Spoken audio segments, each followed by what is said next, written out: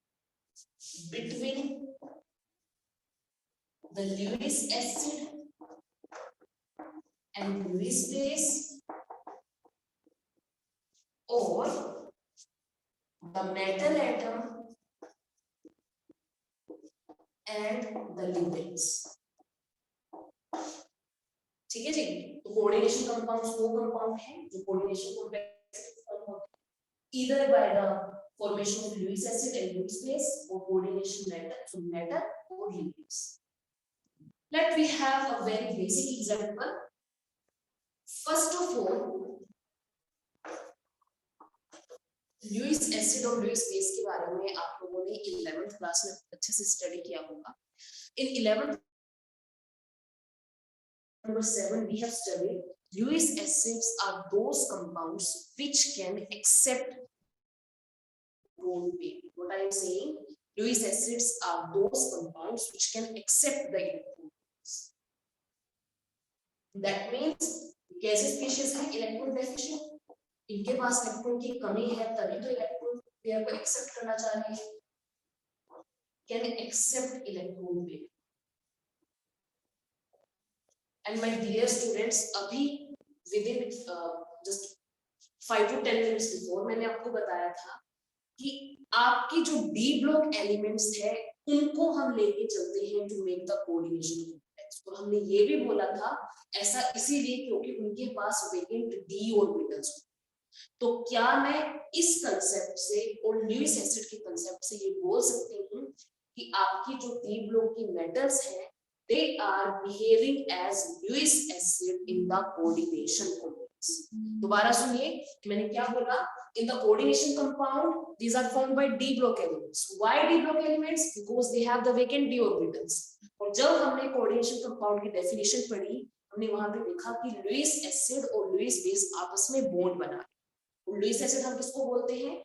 जो electron deficient है, जो इलेक्ट्रॉन पेयर को इजीली एक्सेप्ट कर सकता है. तो इस पॉइंट से मैं बोल सकती हूँ कि मेरी जो डी ब्लॉक एलिमेंट्स हैं they are behaving as Lewis acid. Right? Example, chromium 2 positive, titanium positive, vanadium positive, nickel positive and so. ठीक है जी. Next we have the Lewis base. अब Lewis base किसको बोलते हैं? Lewis base are those ions which are electron rich species which can donate electron pairs. ठीक है जी, क्योंकि electron pair को डोनेट करने की कैपेसिटी इनके पास है, that means they must have an electron pair in it. Simple सी बात है. For example, we have Cl negative. We have Cl negative. इसके अलावा मैंने आपको ये भी बोला है कि हमने अमोनियम आयन को यूज कर. That means either they are the electron species, electron को एक्सेप्ट कर सकते हैं. They are in the form of anion or neutral. ये आपके कैसे थे? ओनली के टाइम पॉजिटिव चार्ज के साथ. ये कैसे आपके एनायन भी हो सकते हैं और न्यूट्रल भी हो सकते हैं. For example ammonia, for example water. अब क्वेश्चन ये राइज होता है कि अमोनिया वाटर के पास तो इलेक्ट्रॉन पे दिखाई नहीं दे रहा. But no, we know very well, हमने पढ़ा हुआ है कि अमोनिया और जो वाटर है आपका, these have the electron pair on it. Ammonia के पास इलेक्ट्रॉन पेयर है, वाटर में इलेक्ट्रॉन पेयर है. तो अपने इलेक्ट्रॉन पेयर को डोनेट कर सकते. ठीक है जी. तो अभी तक we can say coordination compounds D block element से बने हैं और डी ब्लॉक एलिमेंट के साथ कोई ना कोई ऐसा आयन जो है वो हम दे के रखेंगे जो मेटल को इलेक्ट्रॉन प्रोवाइड करा सकता है. ठीक. तो इस पूरे के पूरे कंसेप्ट से मैं आपको बढ़िया से जगह ये बात इस पूरे के पूरे कंसेप्ट से एक छोटी सी बात हम बोल सकते हैं that metal and L is providing the electron to the metal. ये L हमारा क्या है? ये L है हमारा जी लुईस बेस.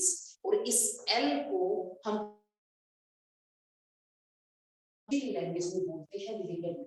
लिगेंड और लुईस बेस एक ही बात है, बट क्योंकि केमिस्ट्री पढ़ रहे हैं इसीलिए हमने लुईस बेस को यहाँ पे एक नया नाम दिया है which is known to be ligand.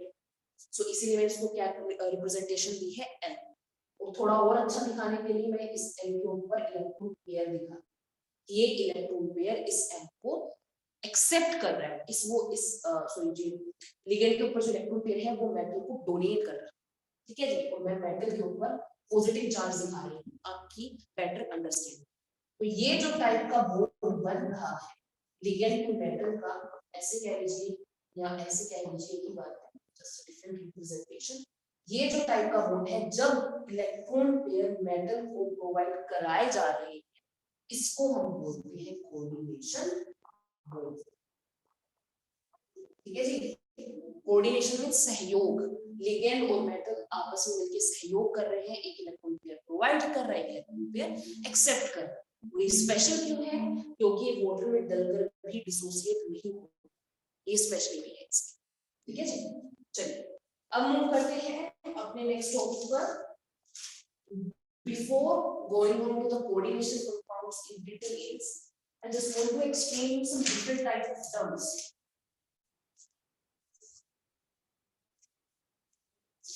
I hope I'm clear with the concept कि coordination compound है क्या? If you want to take the screenshot, you want to write down, I hope you have done. Let's start the next topic. Coordination compound के बारे में details जानने के लिए पहले हमें कुछ इंपॉर्टेंट टर्म्स को समझना होगा। मतलब है वो वही चीजें जिनके बारे में हम पहले से अवेयर हैं, बट उन्हें कोऑर्डिनेशन केमिस्ट्री में यूज करने के लिए हम उनको कुछ नया नाम दे रहे हैं, उनको कुछ नई नोमेनक्लेचर दे रहे हैं, ठीक है जी। और ये जो नए नोमेनक्लेचर है इन्हीं के बारे में हम डिटेल में पढ़ेंगे, क्योंकि इन नोमेनक्लेचर को पढ़ने के बाद आप स्टडी कर पाओगे what are the coordination compounds.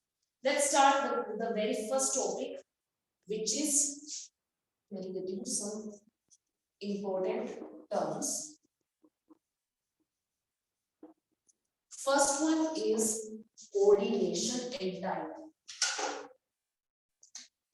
Coordination entity या फिर कोऑर्डिनेशन स्फीयर, जो इसका ज्यादा यूज्ड होने वाला नाम है कोऑर्डिनेशन स्फीयर। क्या मतलब है इसका कोऑर्डिनेशन स्फीयर का? कोऑर्डिनेशन स्फीयर एक ऐसा स्फीयर है जिसको हम स्क्वायर ब्रैकेट से क्लोज करके रखते हैं, क्लोज्ड स्क्वायर ब्रैकेट, राइट। और इसके ऊपर कोई ना कोई एक कंप्लीटली पॉजिटिव चार्ज होगा या फिर अगर ये न्यूट्रल होगा तो इनसाइड ही इसके दूसरे आयंस प्रेजेंट होंगे। अभी फिलहाल आप ऐसा समझिए that coordination sphere is a entity, a sphere with a square closed bracket having a positive charge on it, और इसके अंदर एक सेंट्रल मेटल होगी, मान लीजिए मेरे पास है क्रोमियम, उस सेंट्रल मेटल के लेट वी हैव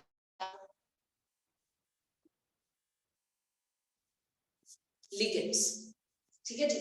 तो वो कंपाउंड जो एक स्क्वायर ब्रैकेट में है और जिसके अंदर सेंट्रल मेटल एटम है और जिसके साथ लिगेंड अटैच है, ऊपर कोई पॉजिटिव चार्ज है, इसको बोलते हैं कोऑर्डिनेशन स्फीयर, ठीक है जी। So coordination sphere is nothing else, it constitutes a central metal atom bounded with a fixed number of ligands, a fixed number of ligands, right? This is my central atom, these are the ligands, और साथ में मैं क्या बोल रही हूँ, एक fix number, 6 जो नंबर है ये फिक्स है, हर एक स्फीयर के लिए अलग, इसको coordination sphere. Second one is the Spectator ion, Spectator ion. Spectator का मतलब क्या है? स्पेक्टेटर का मतलब कुछ नहीं है, स्पेक्टेटर का मतलब होता है दर्शक। आप लोगों को इतनी इंग्लिश तो आती होगी, यू नो वेरी वेल।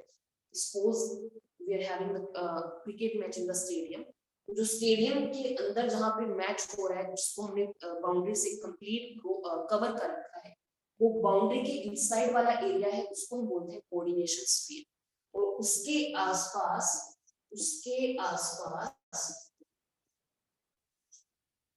जितने भी मतलब दर्शक बैठे हैं, उसको हम बोल रहे हैं spectators, right. As it is, ये जो कंप्लीट एरिया है, ये आपका कोऑर्डिनेशन स्फीयर है। और इस कोऑर्डिनेशन स्फीयर को स्टेबल करने के लिए, न्यूट्रलाइज करने के लिए हमें जितने आयंस की रिक्वायरमेंट है, that is known to be spectator ion. मान लीजिए यहाँ पर है 2 पॉजिटिव, तो मैं क्या कर रही हूँ, यहाँ पे Cl2 मेंशन कर रही हूँ, क्योंकि एक Cl मेरा -1 के इक्वल है, ठीक है जी। अब 2 पॉजिटिव यहाँ पे है, 2 नेगेटिव यहाँ पे, बैलेंस हो गया, मैं पॉजिटिव चार्ज को हटा रही हूँ, ठीक है जी। तो ये मेरा जो है, ये सिर्फ एक आयन है जो इस पॉजिटिव चार्ज को स्टेबल करता है, उसका और कोई दूसरा काम नहीं है। इसको ना हम कभी भी यूज करते हैं, इस आयन को हम कभी भी यूज नहीं करेंगे, सिर्फ वहां पे प्रेजेंट है अपने कंपाउंड को स्टेबल करने के लिए, वो सिर्फ अपना काम कर रहा है, ठीक है जी। Now third, let's move to the third very important topic, which is the ligand. Ligand के बारे में मैं पहले बता चुकी हूँ आपको, either positive, so either negatively charged or neutral, capable of donating electron waves, ठीक है जी। तो कौन सा है मेरा नेगेटिव चार्ज यहाँ पे, ऑब्वियसली क्रोमियम तो हो नहीं सकता, Cn नेगेटिव ही मेरा नेगेटिव चार्ज होगा, तो इसको मैं क्या बोल रही हूँ, लिगेंड, ठीक है। Next, for the ligand only, we have some different type of important terms, which is going to be denticity. Denticity पर जाने से पहले आपसे एक बात शेयर करनी थी कि ये जो आपका ओवरऑल पॉजिटिव चार्ज आ रहा है, ये मेटल का पॉजिटिव चार्ज नहीं है, ये इस कंप्लीट स्फीयर का पॉजिटिव चार्ज। तो दैट मींस अगर मुझे मेटल का चार्ज कैलकुलेट करना है, तो मैं क्या करूंगी, तो आप जनरल मेथड यूज करते हैं, जो आपने रिडॉक्स रिएक्शन में पढ़ा था 11th क्लास से, चैप्टर नंबर 8 में। अगर मुझे क्रोमियम का कैलकुलेट करना है, उसको मैं x से मेंशन कर रही हूं। वी नो वेरी वेल कि मेरा जो cyanide ion, that means Cn-1, वो मुझे दे रखा है 6 in the quantity, which is equals to +2.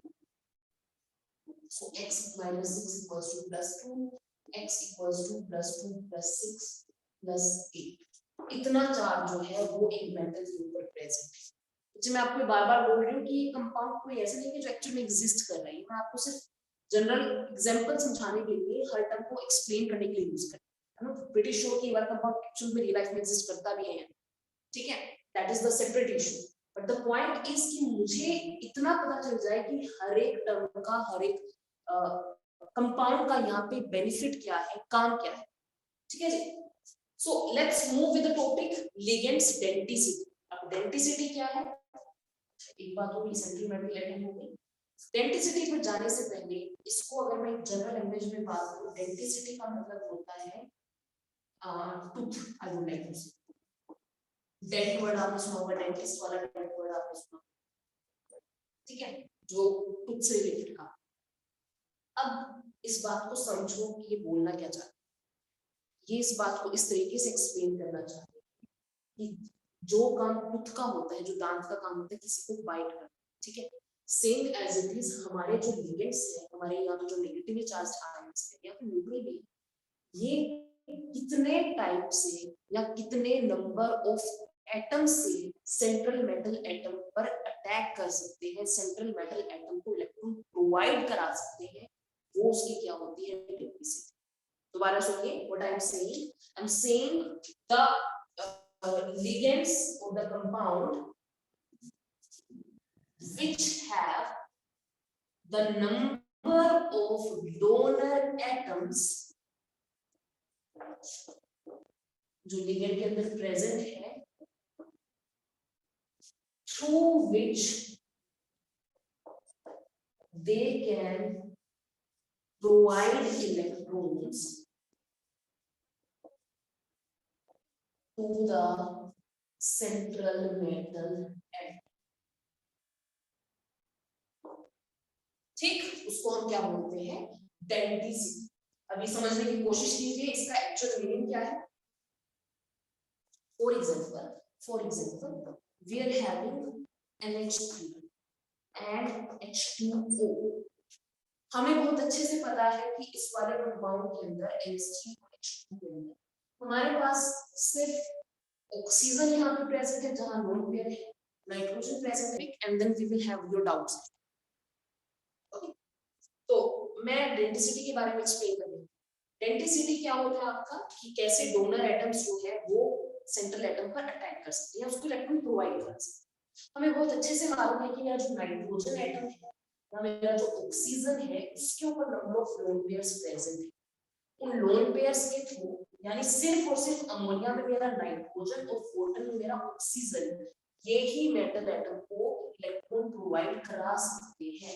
Like this one, chromium 2 positive NH3, ये NH3 की लोन पेयर है और ये इलेक्ट्रॉन प्रोवाइड कर, यानी सिर्फ नाइट्रोजन क्रोमियम, या फिर मान लीजिए मेरे पास Cl नेगेटिव और ये Cl नेगेटिव इलेक्ट्रॉन पेयर दे रहा है नेगेटिव 2 पॉजिटिव, सिर्फ एक ही एटम है Cl जिसके ऊपर नेगेटिव चार्ज है, इसीलिए हम इसको क्या बोलते हैं कि एटम को डोनेट करें। अब क्योंकि यहाँ पे एक सिंगल एटम ही है जो इलेक्ट्रॉन प्रोवाइड करा सकता है सेंट्रल मेटल एटम को, इसीलिए हम इन एटम्स को बोलते हैं मोनोडेंटिसिटी, राइट। तो इन एटम्स की प्रॉपर्टी को हम क्या बोलेंगे, मोनोडेंटिसिटी, या फिर इनको हम क्या बोलेंगे, monodentate ligand. Am I clear? So the compounds which can provide the electrons with the help of only one donor atom are known to be monodentate ligand. ठीक है जी। अब कल हम डेंसिटी के बारे में डिटेल में पढ़ेंगे। We have the bidentate, we have the tri, we have the polydentate and so, ठीक है जी, इसके बारे में कल डिटेल में पढ़ेंगे। बट फिलहाल आज हमने सिर्फ कोऑर्डिनेशन कंपाउंड्स की इंट्रोडक्शन देखी है। हमने सिर्फ ये देखा है कि कोऑर्डिनेशन कंपाउंड्स होते क्या है, हमें इनको क्यों स्टडी करना है और उनकी कुछ स्पेशल प्रॉपर्टीज हैं जिनके बेस पे हम अपने कंपाउंड्स को कवर करें। ठीक है जी। So we have studied coordination compounds और those compounds which are formed by d block elements. First point, why diplok elements only? Because diplok elements have vacant d orbitals. That means इनके पास d orbital empty पड़े हुए हैं जिसमें electron को accept कर सकते हैं। They have the speciality that. So vacant d orbital है मतलब इलेक्ट्रॉन एक्सेप्ट कर सकते हैं, तो कोई ऐसा कंपाउंड भी होना चाहिए जो इलेक्ट्रॉन डोनेट कर सके। So we have the ligands only. Ligand या तो न्यूट्रल हो सकते हैं या तो नेगेटिव चार्ज हो सकते हैं। लिगेंड जो है वो इलेक्ट्रॉन को, ये जो लिगेंड है वो अपने इलेक्ट्रॉन को मेटल के वेकेंट d ऑर्बिटल में प्रोवाइड करा, डोनेट कर। ठीक है जी। So this is known to be coordination compound, और ये जो बॉन्ड है इसको क्या बोलते हैं, कोऑर्डिनेशन बॉन्ड, राइट। इसके अलावा हमने ये भी पढ़ा कि जो कंप्लीट स्फीयर पैकेट है इसको कोऑर्डिनेशन स्फीयर बोलते हैं, ये ऐसा चार्ज है, साथ में कुछ काउंटर आयंस बोलते हैं या फिर स्पेक्टेटर आयंस, दोनों का मतलब ये काउंटर आयन और स्पेक्टेटर। ठीक है जी। और थोड़ा सा हमने पढ़ा है डेंसिटी के बारे में कि कितने नंबर ऑफ डोनर एटम्स हैं जो एक लिगेंड के अंदर प्रेजेंट है। Alright, so this was the old topic we have studied. Tomorrow we will start the topic with the bi and the polydenticity. Till now, if there is any kind of doubt, any kind of query, please let me know. Yes, bache, if there is any doubt, any query, please raise your hand.